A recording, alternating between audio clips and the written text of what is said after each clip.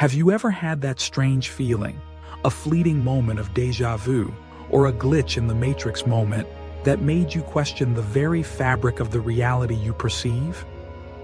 What if the world around us, the trees, the sky, the people you love, even your own thoughts and feelings, isn't the fundamental reality?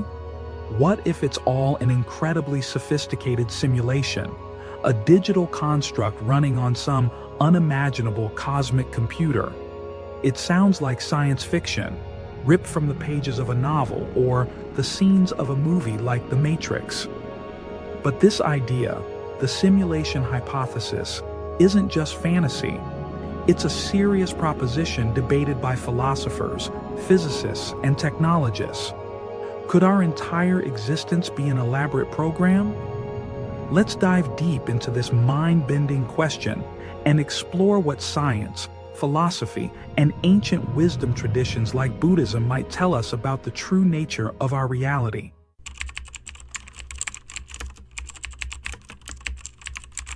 Welcome to the Noble Wisdom Path. Today, we set out on a journey to the brink of comprehension, delving into one of life's most significant and unsettling inquiries. Are we living in a simulation? The simulation hypothesis, popularized by philosopher Bostrom, suggests that it's statistically more likely than not that we are inhabitants of an ancestor simulation created by a technologically advanced future civilization. This assumption isn't just a random guess. It's based on logical arguments about the potential trajectory of technological progress. If civilizations tend to develop the capacity to run high-fidelity simulations of their past, and if they choose to do so, then the number of simulated realities could vastly outnumber the single base reality. Therefore, the odds suggest we are more likely to be among the simulated beings than the original creators. In this episode, we'll unpack Bostrom's argument, examine potential clues within the laws of physics that might hint at a simulated universe, and critically evaluate their implications.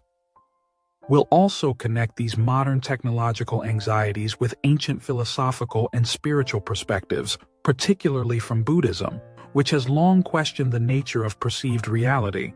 Prepare to question everything you thought you knew.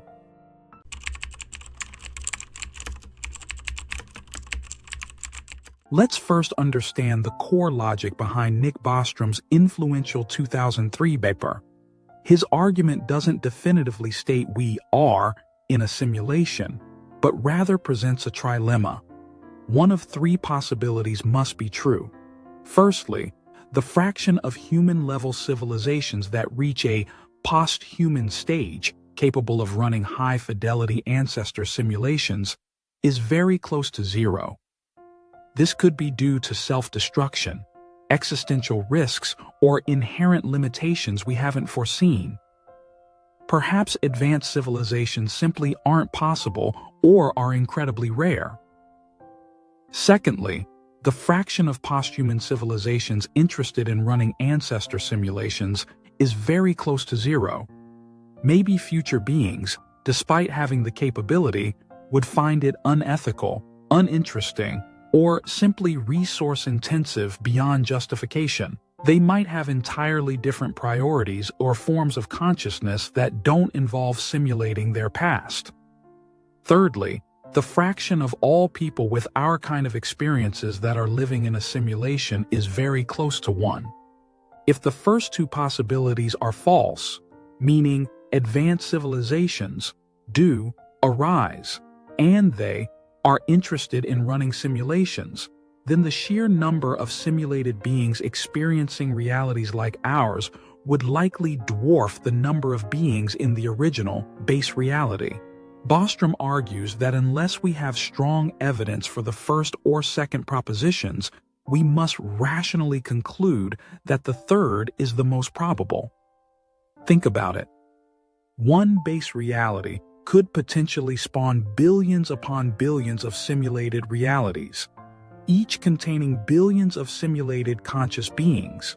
If you were to randomly pick a conscious observer with experiences like yours from the set of all such observers, real or simulated, the probability points overwhelmingly towards you being one of the simulated ones.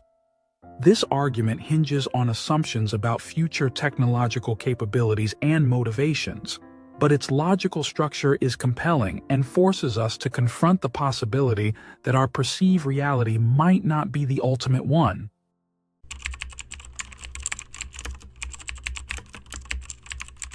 If our universe is a simulation, could there be detectable signs? Some physicists and thinkers speculate that certain fundamental aspects of our physical laws might be the fingerprints of an underlying computational substrate.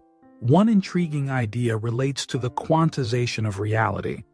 Just as a digital image is made of pixels, perhaps space-time itself is discrete, not continuous, at the smallest scales, the Planck length. Physicists like James Gates have even found what appear to be error-correcting codes, similar to those used in computer data transmission, embedded within the equations of supersymmetry that describe fundamental particles and forces. Is this a coincidence or a hint that the universe is processing information according to specific rules? Another potential clue is the existence of universal speed limits, most famously, the speed of light, c. In a computer simulation, there would likely be a maximum processing speed, a limit to how quickly information or effects can propagate through the simulated environment. Could c be the processing speed limit of our cosmic computer? Similarly, principles like Heisenberg's uncertainty principle, which states we cannot simultaneously know certain pairs of properties, like a particle's position and momentum, with perfect accuracy, could be interpreted as a resource optimization strategy. Why render reality in perfect detail if no one is observing it at that level? The simulation may only calculate properties accurately when a measurement compels it to do so, much like how video games render detailed graphics only in the areas that the player is currently viewing. Furthermore, the seemingly fine-tuned constants of nature, values like the strength of gravity or the electromagnetic force, which appear perfectly calibrated to allow for the existence of stars, planets, and life, could be seen not as cosmic coincidence, but as parameters deliberately set by the simulators. Of course, these interpretations are highly speculative. Quantum mechanics and cosmic constants can also be explained through non-simulation-based physics. These glitches or clues may not be definitive proof, but they offer intriguing insights, implying that the seemingly solid reality we encounter may contain computational seams upon closer examination.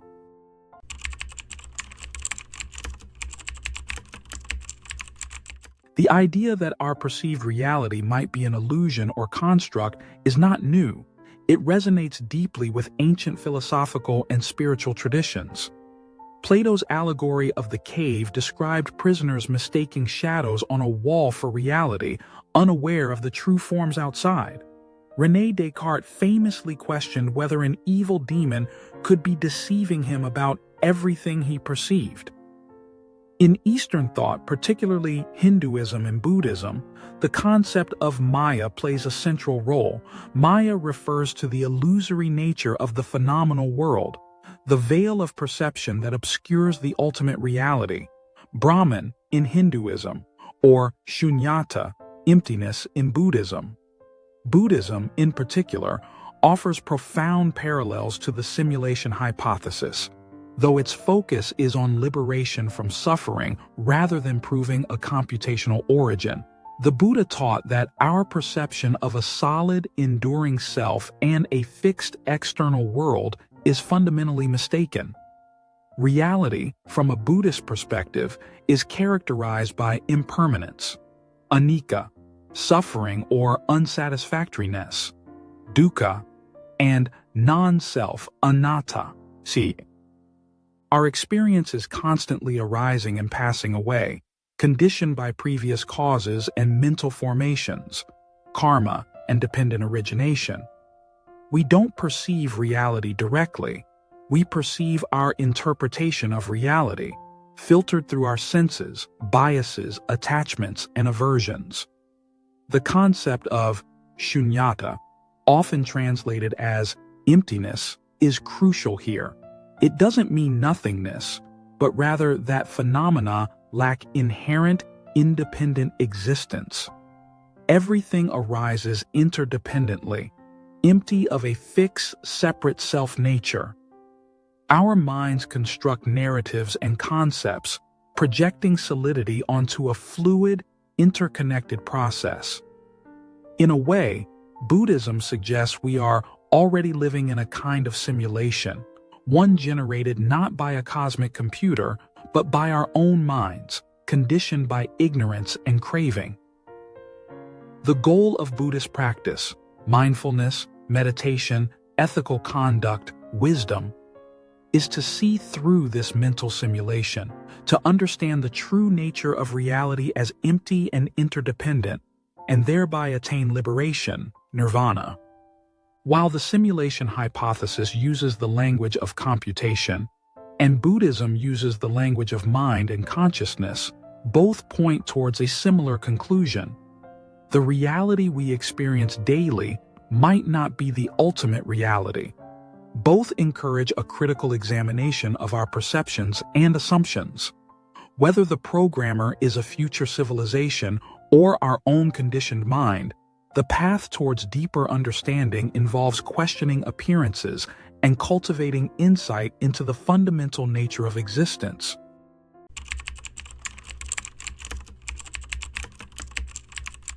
If we accepted the simulation hypothesis, what would the implications be?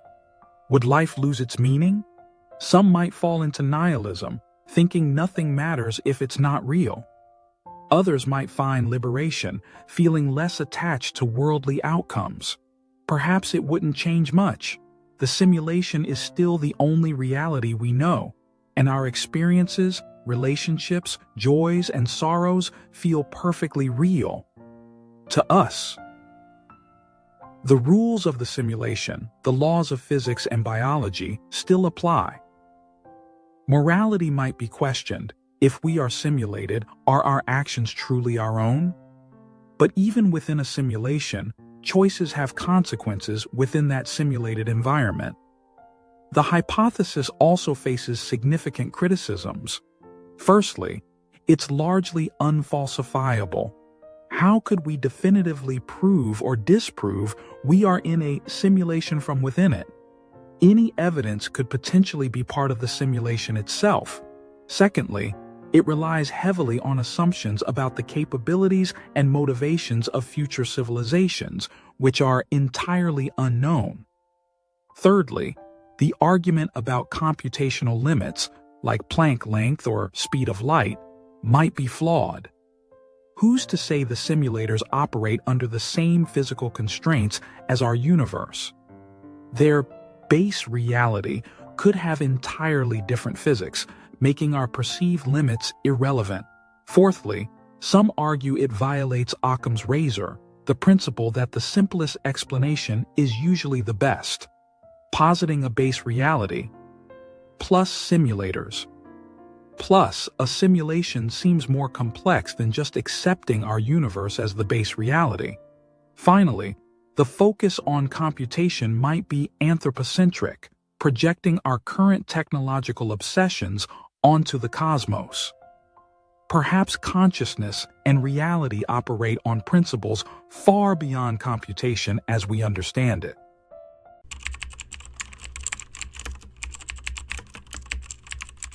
The question of whether we live in a simulation remains one of the most profound and perhaps unanswerable mysteries.